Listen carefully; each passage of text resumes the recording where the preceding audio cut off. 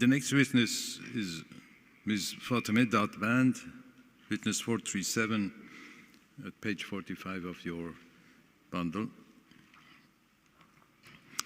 The witness is a mother of 3 children. She led the protest in the city of Bukhan, West Azerbaijan. She fled the city but was found in a relative's house, brutally arrested, sexually harassed, and detained. Ms. Davand, thank you very much for assisting this tribunal by providing your evidence. The chairman would now swear you in. Thank you, intending to give evidence. Would you repeat after me, please? I do solemnly declare that I will speak the truth. I solemnly declare to speak the truth, the whole truth and nothing but the truth. the whole truth and nothing but the truth. There'll be questions now from the prosecuting counsel, followed by some questions from the panel. Thank you.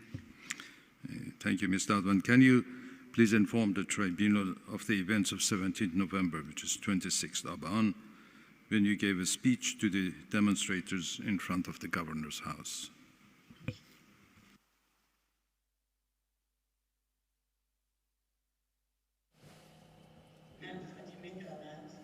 I am Fatemeh Davand. I am the mother of 3 children. I'm from Bukhan town. On 26th of Aban 98, which was Sunday, at 10:30, I left the bank because the situation in our town was tense and the fuel prices had tripled, and the bad situation of the society, this became an excuse for us to raise our voice. We went to Bukhan governor's office. Over there, the situation in Bukhan was tense. There were officers everywhere. 5 or 6 officers were there. The films show that. I held my hand like this, stopping the cars from moving. Fortunately, the cars cooperated. They turned themselves. I stopped a Paycon brand car. It belonged to a young individual. And when the officer wanted to arrest me, I went on the top of the Paycon car. There were people who joined us. There were many young people who came and joined us. I started guessing while nobody was there. My distance from the governor's office was not too far. We were just 6 meters. We are about 6 to 7 meters from the governor's office. The soldiers saw me. They contacted. Without paying attention that anyone was there or not, I started guessing. I started guessing about my own life. I'm the mother of 3 children. I'm 42 years. I'm renting a house. I'm renting. It has been 16 years. I have a healthy life. My husband is a laborer. And continuing this life in this system, which is unjust, especially for us who are laborers, is very difficult. We cannot carry on like this, and that's why we protested. The reason for my protest was that I had a loan of 20 million 2 months, and I couldn't get the loan because nobody accepted me. I had no guarantor. I was in a very adverse situation. My family and us and me were all unhappy. I started talking about the situation in the society, and the increase in the fuel prices has affected all our lives. I have been active in the social aspects, social fields, and I said that we could not accept any further atrocities. The rents have increased. Now the fuel prices have increased. When I was talking, the governor came and the officers came. Since I was familiar with the situation, I saw that the intelligence officer and the other people came. They were trying to bring me down. They were trying to take hold of my foot, bring me down. They tried to take hold of my ankle. They brought my elder brother, my other relatives, so that they would bring me down. The people started chanting slogans, bread at the price of the life. They said death to the dictator, death to Khamenei. So my protests were peaceful. I was talking about my own rights, but the young people started chanting such slogans. There was no coordination. Nobody knew the other people, but they were chanting these slogans in such a harmony. They were saying that bread was at the price of the life. We don't want this government. We don't want this system. So leave us alone. So the schools closed down from 10:30 in the morning. I was standing there for an hour and a half. The young people had surrounded me. They wanted to bring me down. They were holding on my ankle, pulling my foot. They said, the people brought me sweets, pastries and water. They said that you should drink a little bit of water so that you can talk, you can speak out. And one had got a fish. He said that I had bought this for 62 months, and I cannot tolerate this anymore. The people were under pressure even more than me. The cars stopped, the schools closed. The situation in the city was in a way that it became foggy. Nobody could see the other people. So when the officers saw me, the governor came to me and asked me to come down. I said, this is not my problem. All the nation has a problem. Everybody becomes unemployed. My children will become thieves and unemployed. My son ranks first in his class. And then we see that the tear gas were thrown.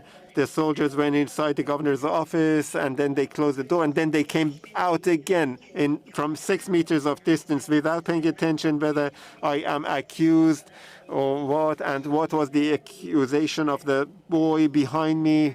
And they started to shooting. They shot me here. The bullet went inside from this side, and the boy over there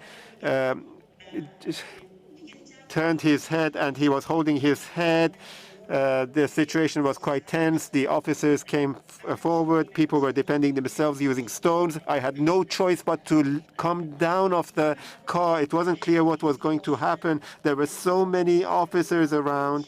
The officers had dark green clothes. There were some plainclothes officers. I knew most of them. They belonged to the ministry. They belonged to the Amaken. They were from the law enforcement forces. Some of them belonged to the intelligence forces.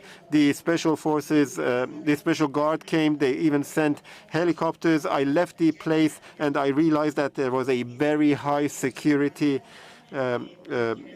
situation. I went to my aunt's house, and I said that my children had gone home, and they were told that their mother was killed in the protests. My child, who had gone to look after me, when the children understood that he was my son, they had beaten him with batons, and he had to go under treatment for a few months. And my husband had told me that turn off your phone, go to my cousin's house. My husband had gone to buy a car, and he said that everywhere is similar. Go to my cousin's house, and till I come back. I went alone. I didn't take the children. I was afraid. The city was entirely foggy. Nobody could see other people. It was such a situation. The officers attacked banks themselves.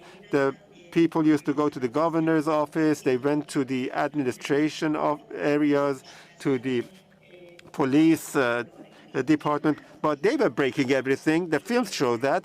They tried to attribute all the sabotage to us. I went to my aunt's house, and using a taxi that I didn't know, I explained to the taxi that I'm the same lady who has been speaking. She took me to Sapez, and from there I called a driver that I knew. I said, Mr. So-and-so, please bring my children. And he was an intelligence officer. And when they brought my children, it was an hour and a half later. And when this gentleman brought my children, the officers raided the place. And it was an hour and a half later, there was a sound of an explosion. And I felt that something had happened again there as well. The plainclothes officers came with weapons into our house, and they slapped my son, who was listening to his phone. He had headphones in, and then they started with him, and I wanted to show them my ID, and I wanted some kind of order. I said, why have you come and raided our place? And they said, no, you have to come with us. And I could see that there were officers all over. There were snipers, I noticed. They were all over the place. And I said, why are you doing this? There are no criminals in this house. It doesn't merit all this. I was wearing some comfortable trousers, and they took me like that, my home trousers, and they were shameless. They were insulting me. They were manhandling me. And I was in a very, very dire situation, and I was really mentally affected. They beat up my son in my presence, and even the landlord was saying, well, this person hasn't done anything. So I went and managed to dress. Even my child had wet himself out of fear. And when I came to the door, there were several cars, and they took me inside a white car. They blindfolded me, and they also tied my hands, and I was seated between two men holding guns. And there was also some camera in the car. And they were threatening me in the car because Sakes to Buchan, there's half an hour distance. Then they took me to the intelligence ministry, and my son was following me in a car, and he'd called my husband as well. I was really worried about both the landlord and my children. The landlord had phoned 110, and they'd come and they'd said, oh, they're from the intelligence ministry. Sorry, there's nothing we can do. And the landlord was saying, look, they've broken everything here, the door, everything. And then anyway, they took me to the intelligence ministry department, and I was told, then you just need to sit and give us a film. So we film you. And I was really scared. I was scared that I might even be raped. And they kept bringing all kinds of people into the room. Some of them were in handcuffs. And they said, oh, why do you think you were a lion and now you're a fox? And I said, no, you belong to one of these grouplets. And Mr. Bustani, who was a judge, I don't know his first name, and he came and said, I'll write something, but they didn't accept that. And I remember another agent who was couldn't even walk properly, and he said he was there as well. And anyway, 6 a.m. they took us with some young people into a car. They took me on one side and the young men on the other. And the moment I entered the car, they took our shoes away, and they handcuffs and blindfold. And I said my name. I told them my name, and then they took me to the ministry, removed the blindfold. The young men were handcuffed, and a lady said, who said you should remove your blindfold should be removed? And I said, well, I thought it was okay now, and I asked the woman to stay there because they were all men, but and that very night they gave me something like a stick, and they took me blindfolded and somewhere, and I felt it was a building. And then they removed the blindfold and they said, you have to speak in front of the cameras. And first I told them the truth. They didn't accept that. And every night they took me for interrogation. And for hours and hours they interrogated me.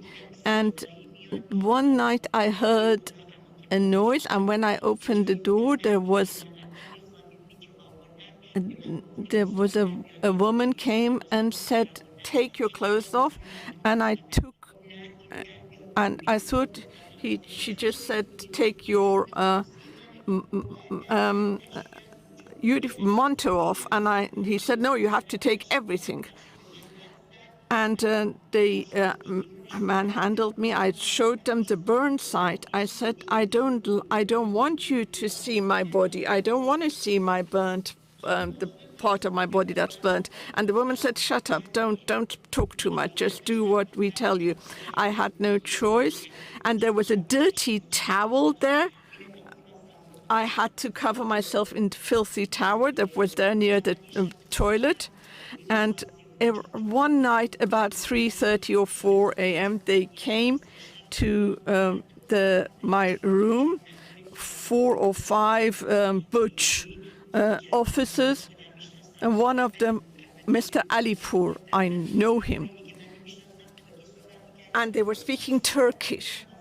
And I said, don't do anything. And they said, look, it was that they were they beat up these boys every night. And I could hear their screams because they were being tortured.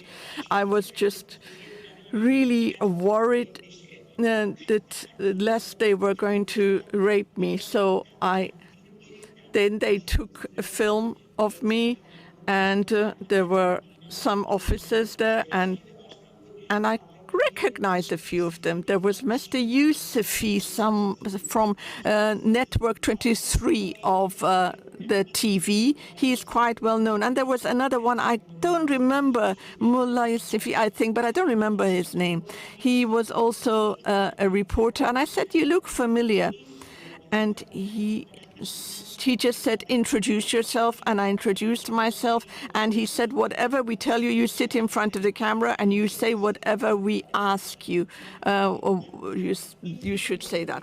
They said, this is going to be edited, and you should just say that we want, this is from the, and they accused me of collaborating with the United States and Britain. I laughed, but I felt I had no choice. Mr. Farahman Alipur was there, and somebody from Kermanshah was there. And the head was a very tall guy who appeared to be lame. He couldn't walk straight, and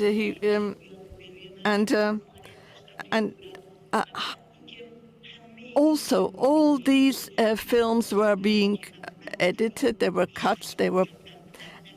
I couldn't eat or couldn't drink the whole night.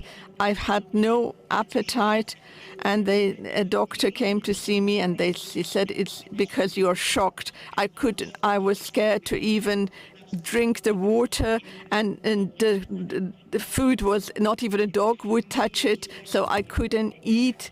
Then there were no sanitary equipment there, and they told me they wrote something and they said, you have to sign it. I refused. I said, I don't want to do that. What they wanted me to say was inhuman. I'm a married woman. How can they say, you can go and bring so and so, we can do this, we can do that or why are they telling me to bring the nephew here or bring go and what Islamic Republic has left me no privacy. I am with strange men. So all they were threatening my children. My son, who is 14 at the time, I brought him with me, and they kept threatening me, saying, we'll do this to your son, we'll do that to your son. And then their commander, and he wasn't really commander, to be honest. They put a blindfold on, changed his voice, but I knew it was him, said, oh, you're my daughter, I like you very much, I'll send you to your children, eat your food, and I'll send you to your children tomorrow. And then the next day, they send me to prison. And on prison door, I hit my head against the wall. I said, I will die rather than do things for you. After 4 months, they took me to court, 4 months in prison in Buchan,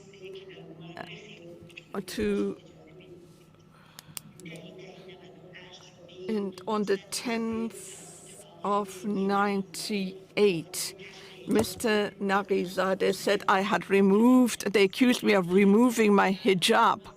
And that was the charge against me, and they gave me a sentence for that, on that charge, and over 1 billion for insulting the judge.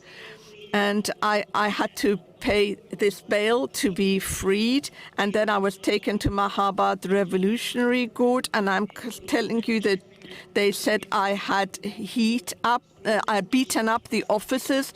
I had tried to leave the country. They'd arrested me in Saqqez. They were all lies.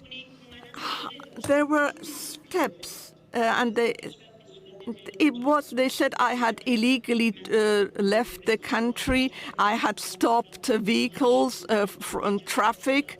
I had took part in protests. I had propagated against the Islamic Republic in the interest of the grouplets, and I had disrupted the public peace and immunity.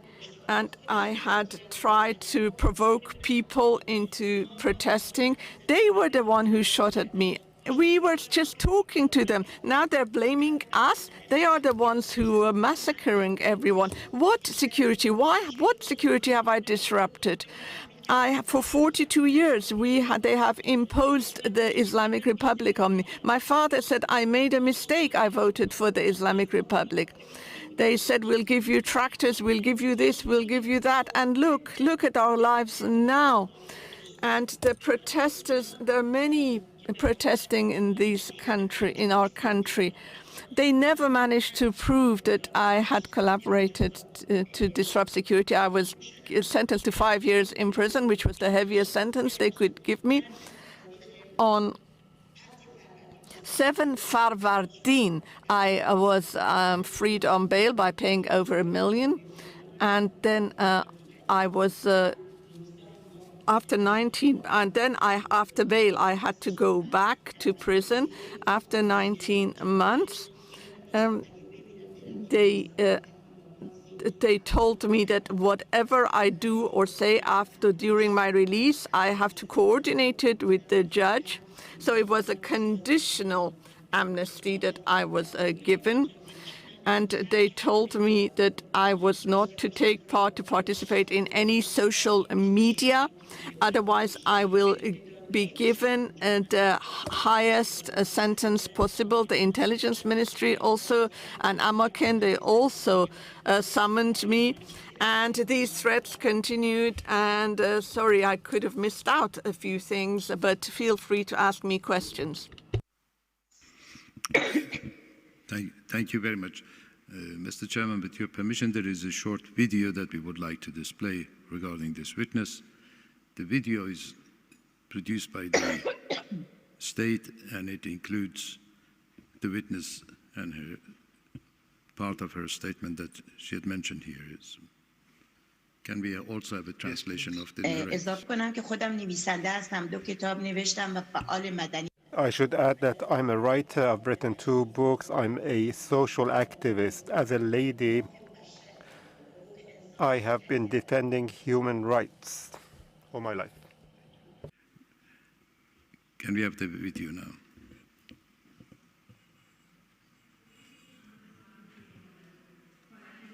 آزادی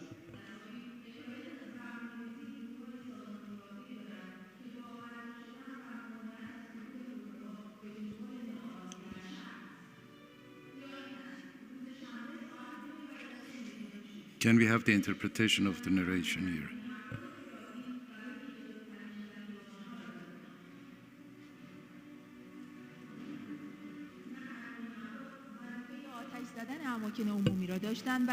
Not only these individuals were involved in burning public property, and also some of them are indicative as leaders. This lady is trying to, in fact, instigate protests, and she admits that she belongs to some of the grouplets. I fled the place. I went to Soleimaniye. Now they have asked, they suggested me to work for the administration, for the system. The video is the part of the state propaganda, این اعتراف اجباری کردن which includes the forced confession by the witness and her appearance on the top of the car. Ms. Davand, when you were taken to the court, were you assisted by a lawyer? من تا زمانی که گرفتار I never was in prison, and the judge used to say that I don't like this lawyer after I was able to get a lawyer. I explained to the judge, why aren't those who interrogated me around here? I was being interrogated by the intelligence ministry. I am a laborer. We are people, healthy people. Why should we be taken to courts? Why should we be tried? They are asking us to have special relationship with certain people. I'm just only saying that I'm hungry. Just for saying that I am hungry, I should be taken to court. I say that I don't want my children to look at this and that person's hand. We only said that we don't have bread. And in the film, I have constantly said that we don't have bread. Somebody come and hear us.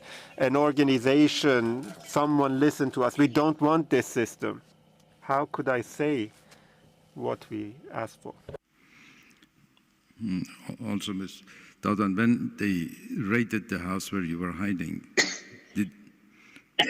did they have any warrant to enter the house or arrest you? هیچ No, nothing at all. I was insisting for the same. They had no warrant.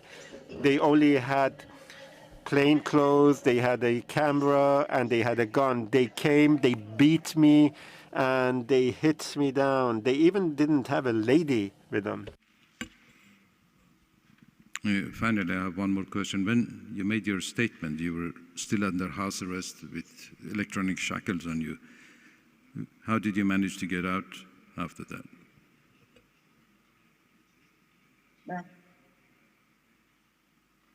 من Seeking freedom. My husband and my children are out at the worst situation. I left my country with 5 million 2 months. I'm seeking a higher goal. I'm trying to be the tongue of those, the voice of those ladies, those Kurdish ladies that have been suppressed.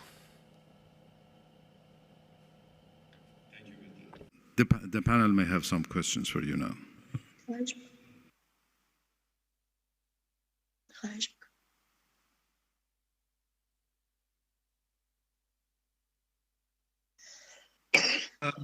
If no one else on the panel has, then I've got a few questions, if I may, Madam. You say that you've been involved in human rights activism all your life. Your protest was in line with that? You were protesting ما به گرانی به در اصل اعتراض کردیم به نداری و فقر. بله We protested against the increase in the fuel prices. Okay. Let me move forward a bit to the time when you're first detained. And in your statement, you talk about this is when you're detained in Arumia, and you're in the Ministry of Intelligence building. Is that correct? من اصلا قبلش نمیدونستم اون Before that, I didn't know where I was taken to. I was blindfolded. I had chains on my legs. All the officers with me were armed. When we were taken inside, when I took a look at the walls and everything, later on, my husband, when he came there, we realized that the place belonged to the intelligence ministry. Yes, that at the time I was blindfolded, but when I left the place and when I went to the prison, then I realized that it was the intelligence ministry and nothing else. How did you realize that?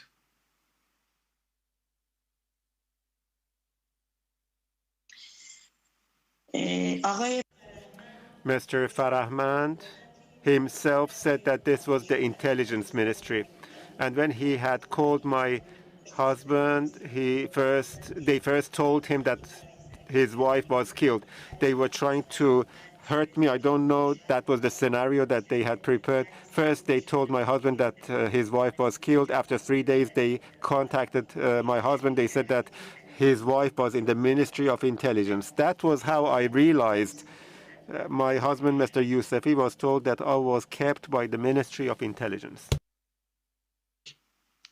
And your interrogators, were you able to work out at the time or who they were, or was it only later when you realized that there was this connection to the Ministry of Intelligence?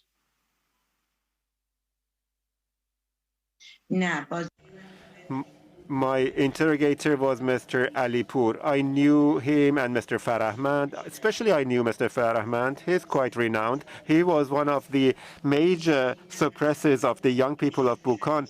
Maybe his surname is not exactly correct. They might have been using different surnames. I don't know. But Mr. Alipur, who was calling me all the time, I knew him. I was familiar with his voice. I had seen him before in the ministry. I knew him. And before this, I also had been warned once by him. So I knew that he belonged to the Ministry of Intelligence. I knew his voice. When you say he was known for suppressing the youth, you mean before these protests, he was known for those kind of activities? All people know Mr. Farahmand in Bukhan. Alipur was not that well known, but Mr. Farahmand is a tall guy, and he is responsible for the interrogation of the Ministry of Intelligence. Everybody in Bukhan knows him. I don't know if that's his real surname, but everybody knows his feature and his face. They know that he was responsible for suppressing the youth in Bukhan, unfortunately. What does it mean? You've said that twice now, suppressing the youth. What do you mean by that specifically? I mean that without accepting, he is accusing us, either me, Ms. X or Y. In what happens, for example, something happens in the virtual world, in the cyberspace, they call the individual and they call us people who belong to a particular party. So he is a criminal. I've told him. They know how far I am familiar with him. And he had also told my husband that his wife hated him. And my husband had told him, why do you think that my wife hates you so much? So an individual who inside a room asks me to talk to a stranger man in a room as my boyfriend to establish some connection with that boy in a special room and to take him to Iraq and to hand him over. Do you think that this such an individual who puts forward such offers is a healthy guy? Is a healthy guy? This is in fact a crime. What he has asked me, I believe that he is a criminal. Thank you. But I'm just trying to get to why he's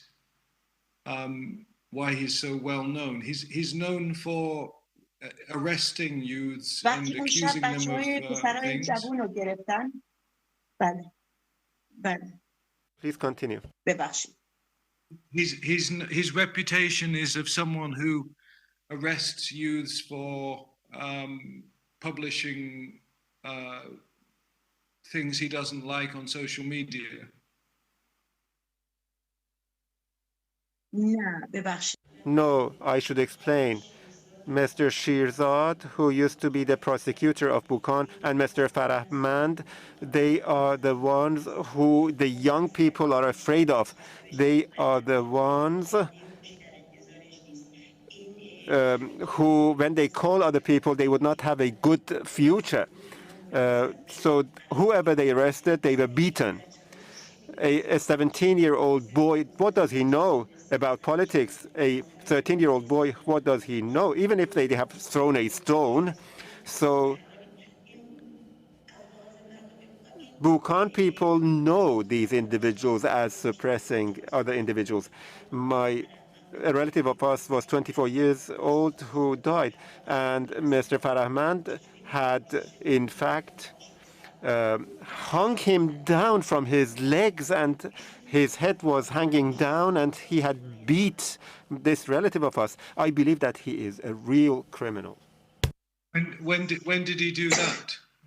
In relation to these protests or before من دو that? برادرم نه دو برادر Two of my brothers in 1 year had been killed by the Iranian system, and another individual was being arrested for killing the brothers. I don't want to deal with this issue because this will really demoralize me. My brother was being hit and killed by the Ministry of Intelligence. The Ministry of Intelligence has come and searched the house of my father the day before, and they had also accepted and admitted that Ali Davand was killed by mistake. And instead of my other brother, he was killed. My other brother also was killed the following year, and I was at his burial, or at the place where his body was, and the film of it is also available. Okay, thank you. I فیلمش won't take you into در that گوگل هست because it. You can see, you can read about it in Google search, in a Google search. Abdullah Davand is the reference that you should search. Thank you, Madam Witness. Let me ask you something else. You say in your statement, when I was before the court, I told all this to the judge. This is what happened previously with you being undressed and so on. And you said that the judge said to you, quote, he could not give me a lesser sentence because in that case, the prosecutor and the intelligence wouldn't like it. Do you recall writing that in your statement? بله Yes, I do. دادستانم نماینده دادستان Let me ask you a question. What kind of hearing was this, and how was it that the judge was speaking to you quite openly about the pressure that he was under? آقای Mr. Gholami in Mahabad, Buchan, was responsible of the court. The Revolution Court did not accept me, and the case was sent to Mr. Gholami. And only criminals and political prisoners were being sent to him. When I went to the court, and I was told that the prosecutor's representative was also there from Buchan, and my lawyer was also there. And when this meeting finished, he believed in the truth of my words. He knew what kind of person I was. He said that they had investigated about me, and they knew what type of an individual I was, how we lived our lives, how healthy we were in our lives. And he turned back and told me, and my son was there, my husband was there, the lawyer was there, and I asked the judge to help me. I said that I was not in a situation to go to prison. He said that nobody will go out of this place without going to prison. And if I don't give you a heavy imprisonment, then I'll be, in fact, be in trouble. And the person who was dealing with me was the prosecutor of Buchan. Mr. Qudrat was complaining against me. That's why he said that he could not give me a light imprisonment, but he helped me with reducing other accusations. And also, only accusation I had was harmonizing against the government. And since my husband and my children were there, they said that first they should have to execute me, but after a few sessions that my father and my husband was there before my son, they said that he is a corrupt on earth and he should be executed. Okay, thank you. Just focus in on my question, if you would. I'm just trying to work out, I'm just trying to picture in my mind who's in this room when the judge is saying these things to you, because presumably the prosecutor's there. No. So is the judge saying to you, the prosecutor isn't there? How come the judge is able to say these things openly and accuse the prosecutor of effectively being corrupt? آقای کیا شاهد After the court session finished and I stood up, Mr. Kia was there, I was there, my husband, my children, and his secretary was there. When the representative of the prosecution had left, Mr. Behruz Kia had also witnessed what was said. And he said, the judge said that I cannot do anything further. I have really helped you by giving you such a sentence. Be certain that I have helped you. But tomorrow, the Ministry of Intelligence and also the prosecutor, he will come and ask me again, and I couldn't have give you anything less than this sentence. So he said that he had helped me. Mr. Behruzkia is also a witness to what I was told. Okay, thank you. So before, I just want to understand the nature of the hearing then. Before the prosecutor left, how did it work? The prosecutor read out the charges and detailed what he said was the evidence, and then you get an opportunity to speak, and then the judge sentences, or is it different to that?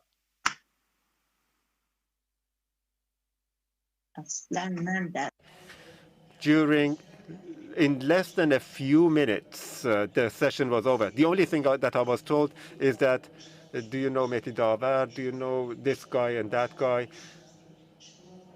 Do you know this group led? And I said, no, I am not in touch with any of these. I am acting, but I act within the law. And I felt that the government would come and help me then.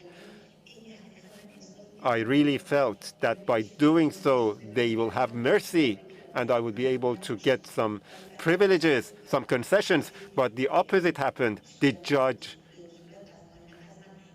did not ask me to say much. In the court, my lawyer said, well, his accusation is membership in a party. So now, why do you accuse him of harmonizing against the system?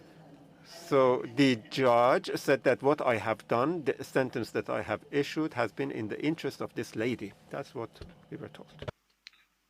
Okay, thank you. I just have one other small area but important area. I want to understand what pressure you, what were the main reasons why you gave a confession? I want to understand the nature of the threats, which or violence, or what it was that made you give the false confession.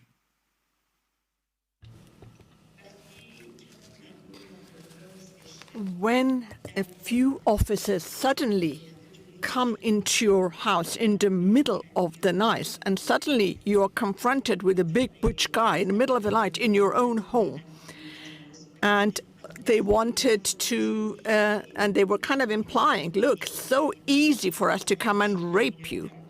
And the next day, I felt that they wanted to kill me that very night. And I said to them, whatever you want to do, you want me to do, I will say, but please keep your distance from me. I have a husband. I've got children. Please don't touch me. I said that to Mr. Alipour directly myself. Did they make any direct threats about sexual violence, or was it just implied by their behavior? بله. Yes, yes. Yes, they made explicit threats. نه. No, from their gestures. I just felt it. I was in my nightdress. I was at home. I wasn't wearing my headscarf. I tried to cover myself, but I could see from their behavior. And they just said we can do whatever we want to. Thank you very much, Madam Witness. I appreciate these are not easy subjects, so thank you. Justice Yakub? Thank you very much. منم از How شما old were you at the ممنونم time in و اینکه 2019? بله. Carry on.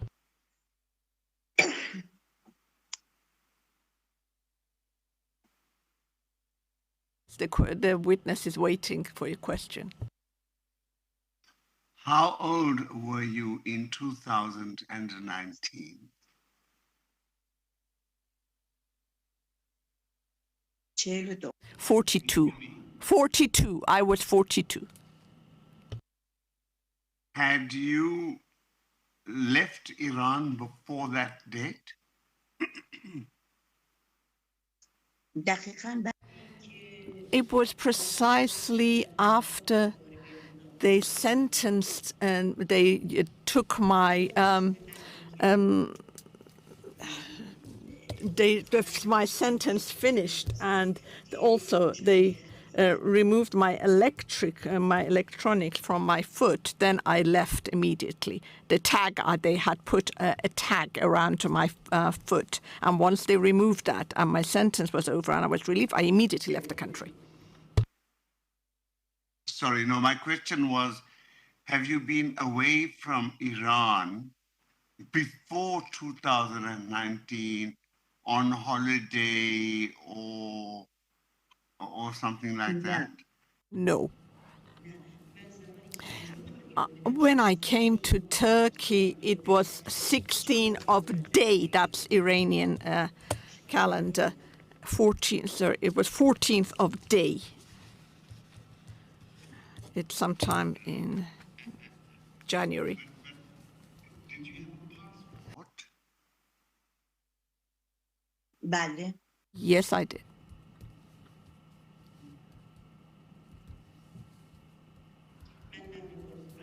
I was, let me clarify, I was banned from leaving the country. They had confiscated my passport for 5 months. I sent them a letter, and they sent me to Amarken and the intelligence and took some money from us. And I also managed to get a letter from the doctor saying that my son is ill and needs treatment abroad. So we bribed some people there in the passport office. So they gave me my passport then. When did you first apply for your passport in Iran? I already had a passport, but once I was imprisoned, they banned me from leaving Iran, and then they said, we will not release your passport until we receive a letter from the intelligence ministry. And for 5 months after my release, I was following this up when I realized I was banned from leaving the country. And I said, what do I need to do? And they asked me to go for an interview. And there was gentlemen who took money from me, and then they provided, then they sent a letter to the passport office, and I got my passport. When did you first get yourself a passport? The first time you had a passport, when was that?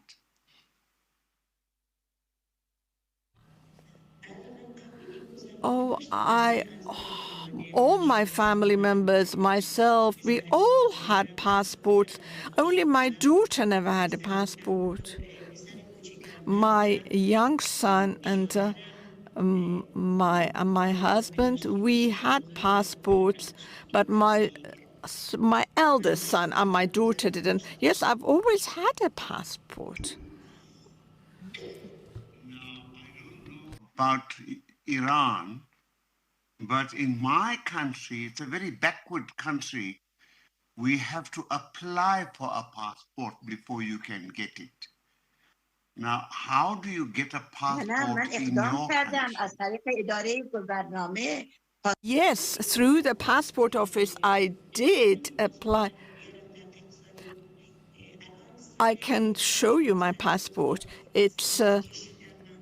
I'm trying to work out when it was. Maybe it was 2 years before to 2009. Maybe that's when I got my passport. I don't have my passport here. That's when my husband and I had applied for passport. It's long before all this happened. But when I was arrested, yes, it was then that they confiscated and seized my passport and banned me from leaving the country. Did you understand what I'm trying to say? Do.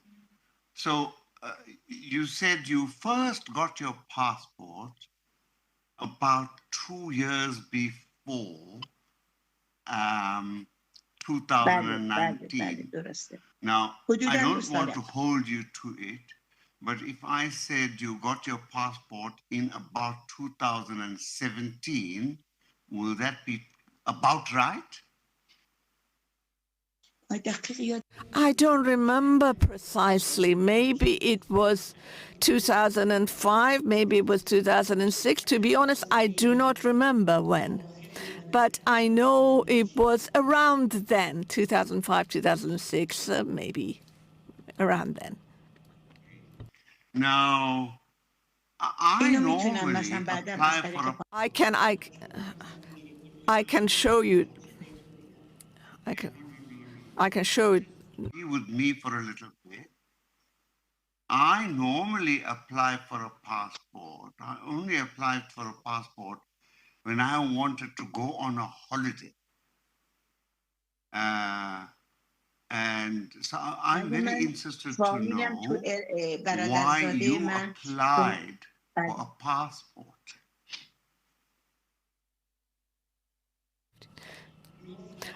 We have my paternal family live in Shaqlaqe, which is around Hole. And we continue, my family go to Hole. We visit my father's cousins. And there we have many marriages between families, and we visit them.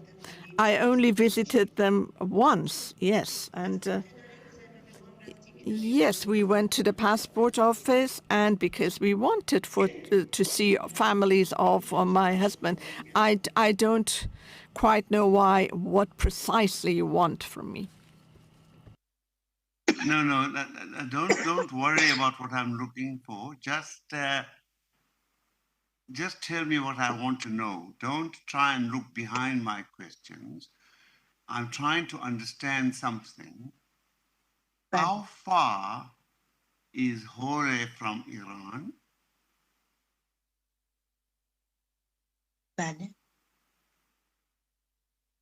هولر خونه فامیلمون تو شقلاوه اربیل Erbil in Erbil, Iraq.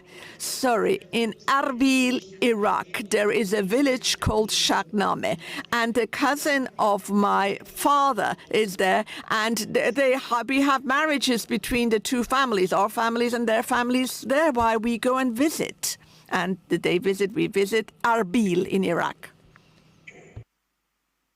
Okay, so now we know that you had left Iran to go to Iraq, right? Do you agree with that? بله Yes. Yes. Had you left Iran to go anywhere else apart from Iraq? Did you go anywhere? Or is it true that the only place you went to was Iraq? بله Yes, that's correct. Before اونم با ماشین تا 2000, before رفتیم و this fuel مثلا problem, از ماشین با ماشین رفتیم been anywhere except to Iraq, no other country. نه No. I had not gone anywhere else. And Turkey is very new to me because I wasn't familiar with the world outside Iran. Even Erbil in Iraq, I wasn't that familiar with. We would just go there as guests in a car and come back. Yes, I traveled within Iran, but never outside Iran except Erbil. Do you have friends or relatives or something like that in the United Kingdom? نه والا No. If I hope, I wish to God I had a family or relatives there, but I don't. As for friends, maybe after all this event, maybe there are friends of me in the UK, but no, I don't know anyone. I suppose you hoped you had friends there because at this time it would have been a very good idea to go and settle in London. دوست دارم I would like to. I do have a friend, Raha Bahrani. I do know her. If she hasn't got a problem, I've been in touch with her, and she is a member of the Amnesty, and I am very familiar with Raha. And if there's no problem with her, I would love to visit. Are you familiar with Amnesty? بله Yes. About Amnesty and how?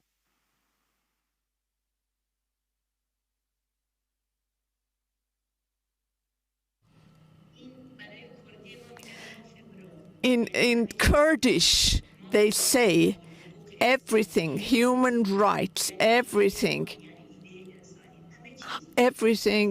is it's about amnesty. That's in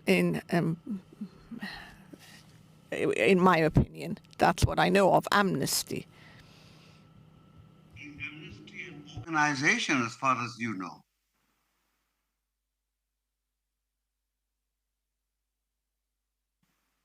من چیزی نمیدونم فقط I know. I just know that Nasim Payani, Raha Bahraini, these are the two. Mr. Farahman from the United States, which is in charge of the penitentiary. Through the social media, I managed to find them. And I know these And I know these through social media such as Insta, and they contacted me through my page, and fortunately Raha and I have been in touch with each other. I just know she works for Amnesty International, but I don't know what she does or what the organization does. But I know that is where she works. That's all. International, an organization of some kind, do you know? میدونم Yes, I know it's an organization. It's part of the UN, isn't it? Yes, it's very clear from its name, Amnesty International, so it's international. So you think it's part of the United Nations? بله Yes? I don't think you should ask me what I know. I'm just interested in whether you think it's part of the United من این Nations. or چیزی not. از این قاضی نمیدونم I really don't know much about, and I don't know what it has to do with my case. Would you tell me what you want me to say directly, and I'll tell you, but I don't know what it has to do with my case. So let's talk about your case for a minute. Since you want to talk about your case, let's go اصل there. ملل رو میدونم So خانه بحرین you رو were میشناسم taken to ولی this courtroom, کاریشو right? نمیدونم Sorry, continue. Can you please repeat the question? Because she was talking, I didn't get your question. Could you repeat it, please? Were you taken to this courtroom on the day of your case by the police?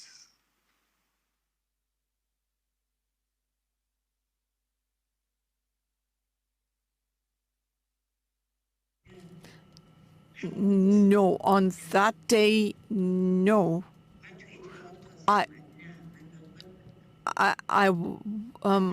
I went to the intelligence ministry. I think I gave you the dates. Let me just check. On 21/10/98 in Arbonne, November, and it was about a year later. In 2009, I was arrested, and in 2010, it was my court hearing. And when the I ببخشید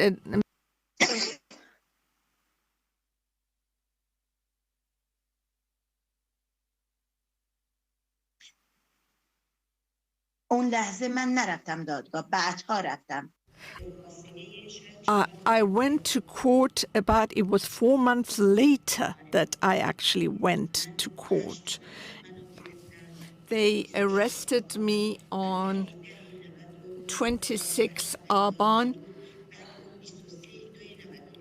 and it was then it was my first hearing was on. Sorry, I didn't get her dates. I'm going to ask her to repeat them, please, because she's giving me the dates in Persian.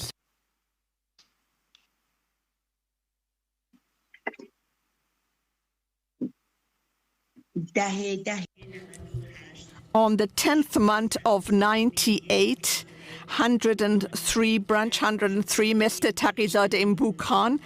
Then 22nd of 99, the Revolutionary Guard of Mahabad, and branch 1 of the Mr. Javad Gholami presiding. And that's as precise as I can tell you. I'm trying to find out how did you get to the court? How did you travel to the court? نه من از بله They came and picked me up, and it was an officer who came and picked me up, and then they brought a major, and then there was a woman in there as well, and and it was 3.5 hours away. I was late arriving, and they took me there with my handcuffs, and also my feet were cuffed. And he had a Kalashnikov, the major, sitting in the car, and there was another car in the. Also, there were 3 passengers except me. There was a driver, a woman, and this major. And I had handcuffs on, and they also bound my feet as well.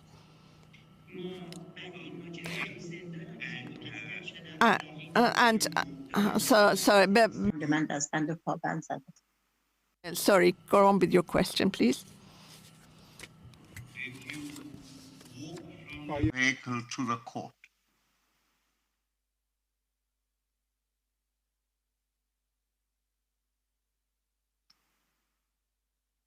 من منزل خودم رفتم دادگاه نرفتم از اونجا. I went to my own house. I was taken to the court. When you were in a vehicle, right? As I understand you, is that correct? از ارومیه، از زندان.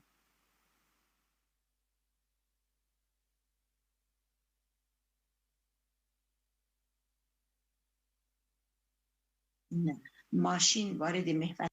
Well, the car went into the court area. The officers got off the car first, then the lady got off the car, and then they took me upstairs handcuffed. And who was in the courtroom when you got inside? The judge, the secretary, Mr. Behrouzi Kia, my husband, me, and also there were some officers who entered the room alongside me. Was there a prosecutor?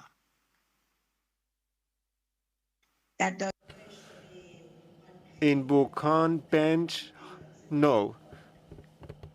But in the other one, yes. I don't remember the surname, but there was the representative of Buchan in the second court. Right. So you were taken in, did you, and where were you taken? Was there a special place for you to stand? Was there some kind of blocked off area? Or where were you? Did you sit somewhere or did you stand in the court?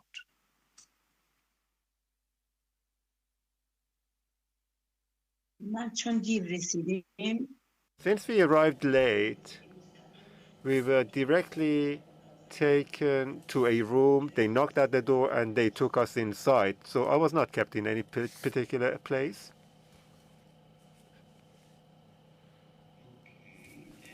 The other hearing where there was a prosecutor, how much later was that?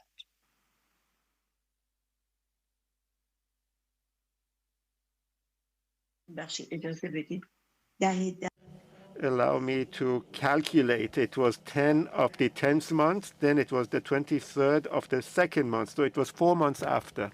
The second court was 4 months after the first court. And was the second court very different from the first court? Yes, a lot different. The first court was like, I thought that I was saved. I never thought. They had only accused me of taking my hijab off and causing disorder. I thought that there would be no further courts and hearings, and the prosecutor didn't like me, and I was accused of insulting the judge. So they asked me to leave some deed before the court, and then I was in fact acquitted. And in the other Mahabad court and all that, these were all I saw in my life. All right. And so who is do you understand the courts at all? Who is the judge part of the Ayatollah's people or part of the government? Do you know?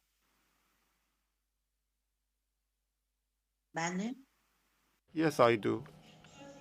The judge should in fact be independent.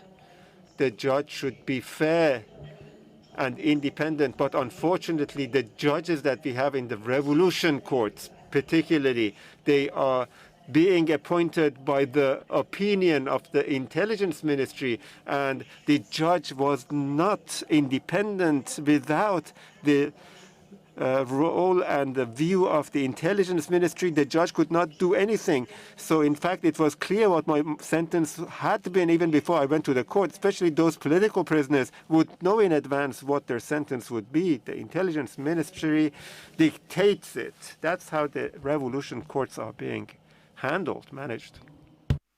I have just one last question.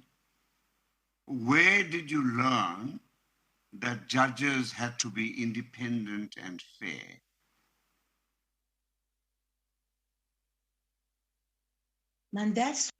I've studied. I was always told that judges should be independent. I knew this judge and I liked him. A judge should be independent. The judge should not pay attention whether the accused is rich or poor, political or not. He should be independent. The judge should be independent and should treat people as one. I was in Peshawar. What did you study?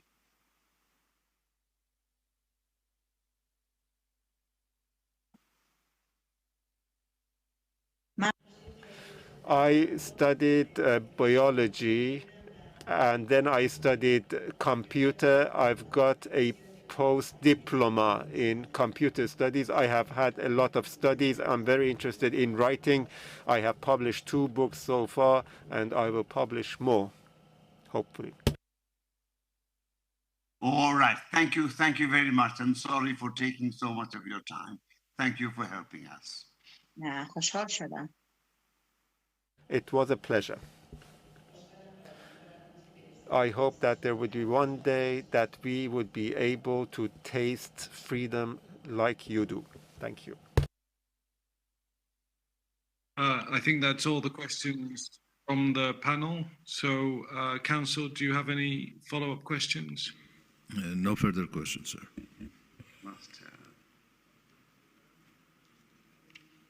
Mr. Savi, can you hear me? Yes, no further questions, sir. Thank you very much, Madam, for testifying. We appreciate the testimony and your courage in giving it openly or at all. So thank you very much.